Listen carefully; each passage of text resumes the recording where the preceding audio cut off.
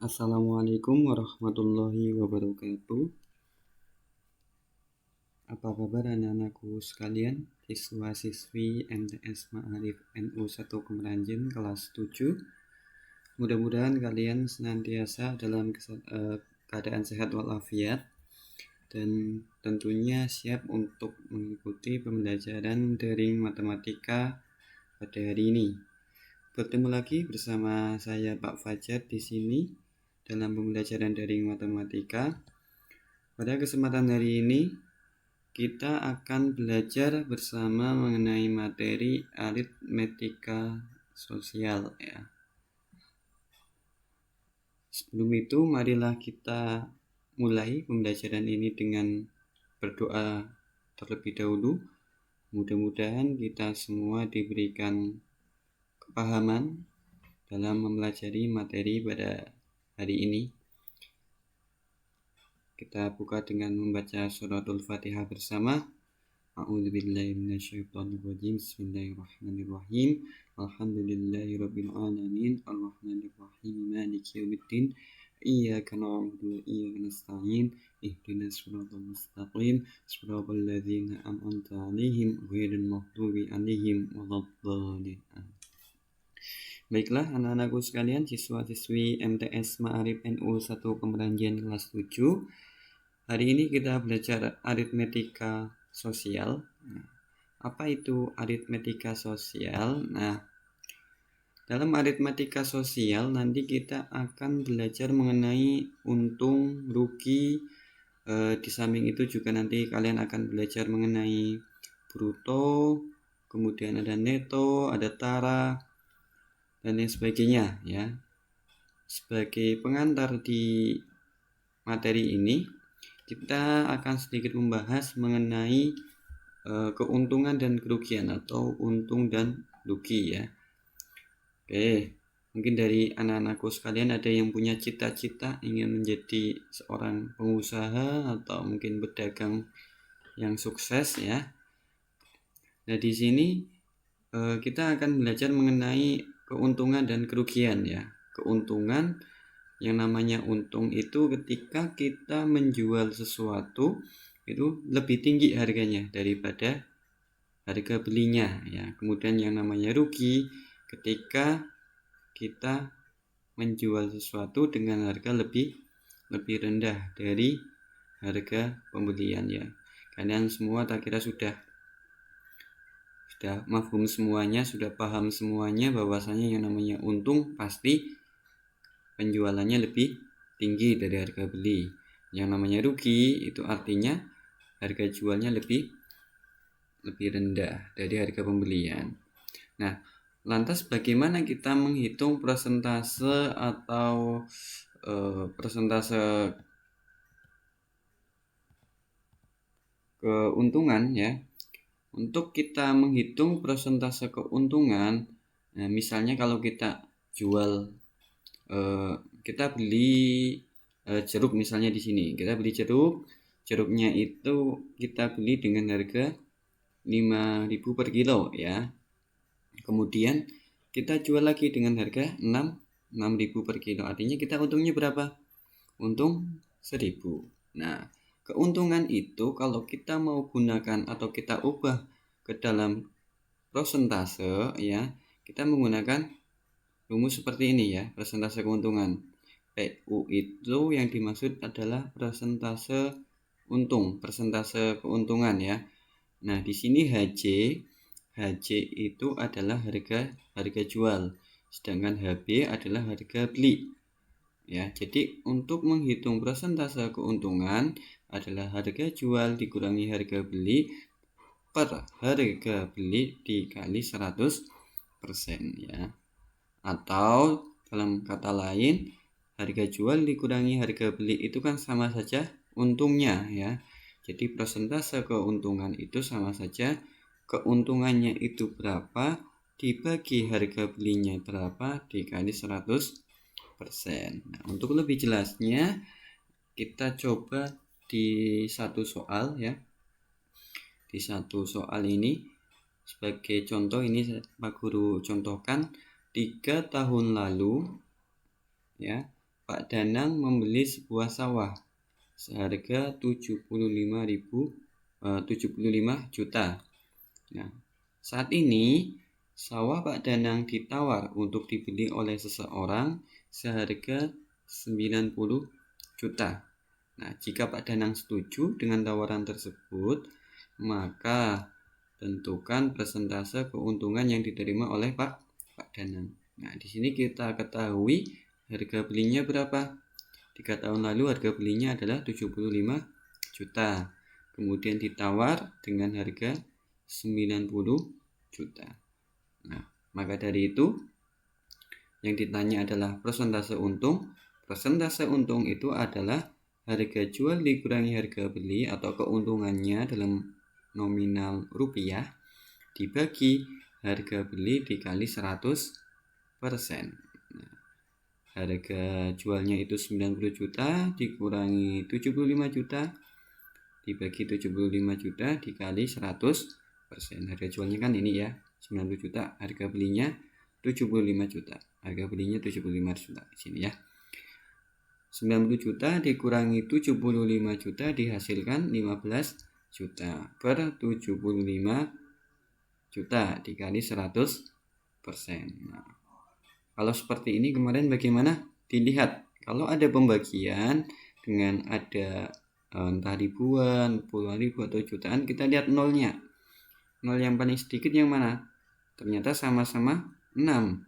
Kalau sama-sama 6 di sini kita bisa coret semuanya, atau dalam arti lain kita bagi dengan masing-masing, kita bagi dengan 1 juta ya. 15 juta dibagi 1 juta adalah 15. Kemudian 75 juta dibagi 1 juta itu 75. Atau mudahnya ini dicoret semua 6, ini coret juga 6 ya.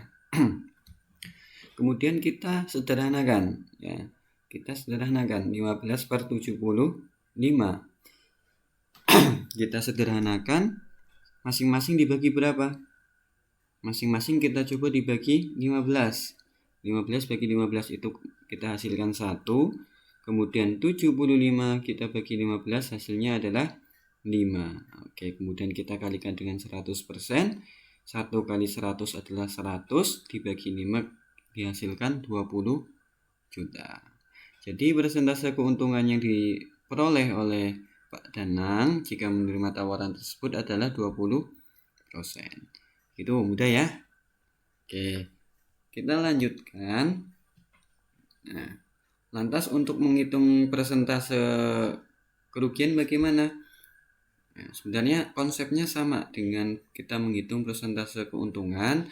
Nah, kalau tadi di keuntungan yang kita jadikan pembilangnya adalah keuntungan, untuk menghitung persentase kerugian yang kita hitung, yang kita gunakan sebagai pembilang di sini adalah kerugian. Di mana kerugian itu adalah harga beli dikurangi harga jual.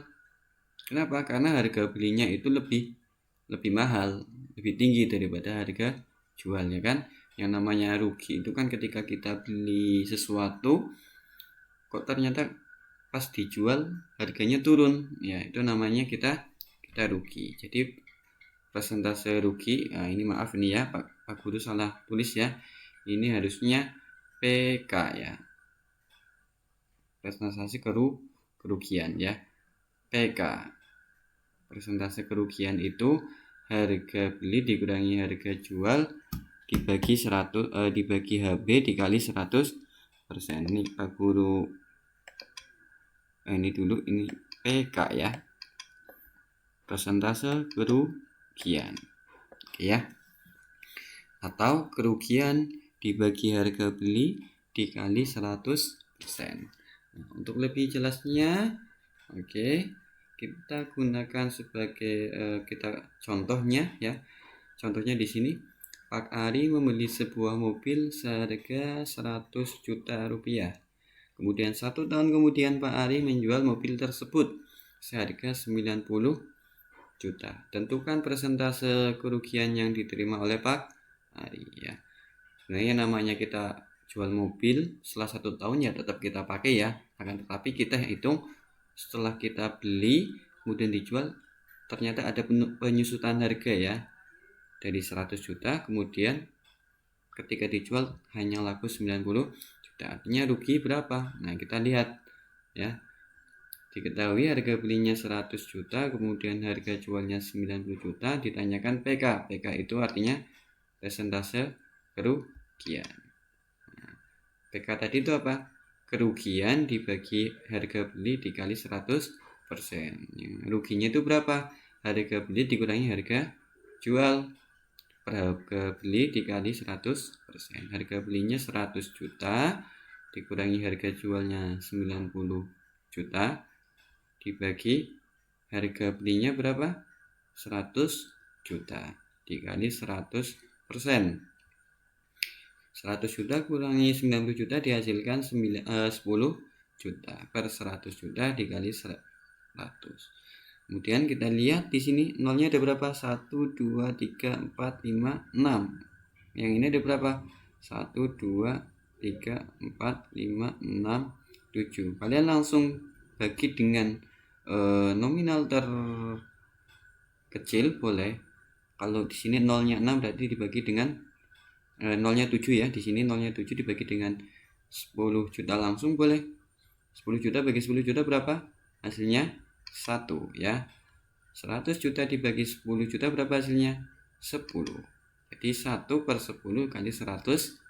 1 kali 100 berapa? 100 dibagi 10, 10%. Jadi persentase kerugian yang diterima oleh Pak Ari adalah sebesar 10%. Gitu ya. Itu untuk menghitung keuntungan dan kerugian ya. Jadi kalau kalian mau menghitung keuntungan kerugian dengan menggunakan persentase, kalian cukup gunakan untung dibagi belinya berapa. Ini untuk yang keuntungan ya. Kemudian dikali 100% ya. Nah, begitu juga kalau kalian mau menghitung persentase kerugian, tinggal di ruginya berapa rupiah gitu, kemudian dibagi harga belinya berapa dikali 100% ya. Mudah ya. Oke,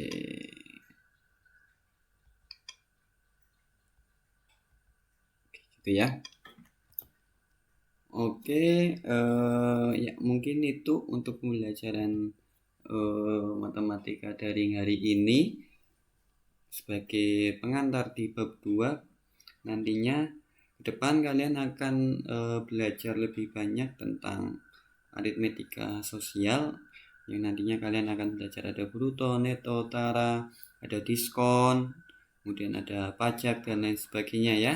Nanti kita akan pelajari bersama di pertemuan-pertemuan yang akan datang ya.